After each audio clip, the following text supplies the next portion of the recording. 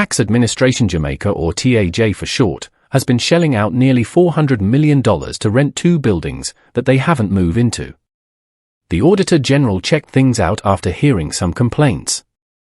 Turns out, TAJ was looking for a new spot in Auditor Bay, St. Mary. People said a member of Parliament bought a nearby building and then rented it to TAJ for about $700,000 each month. Even though they paid about 8 months' rent, the building it is still empty, and no renovations had started. The Auditor General found out the rumours were true, but they didn't see any proof that the MP messed with TAJ's renting process or influenced their decision. Also, TAJ didn't ask for permission from the Commissioner of Lands before renting the Auditor Bay place.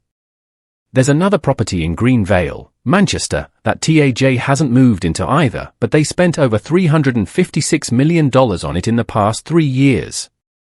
TAJ is already using 2 other spots in Mandeville, costing the government about $51.2 million every year.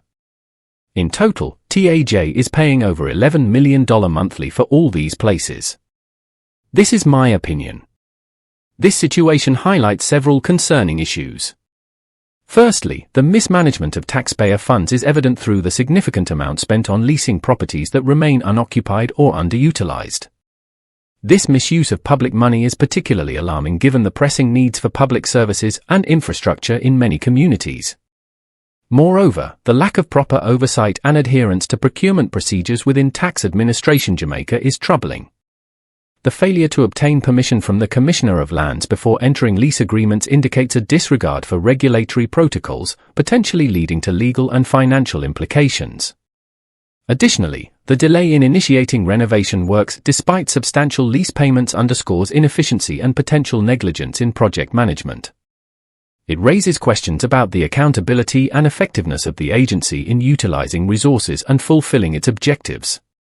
Furthermore, while the Auditor General did not find evidence of direct interference by the Member of Parliament in the procurement process, the perception of impropriety and potential conflicts of interest still cast a shadow over the integrity of the transactions.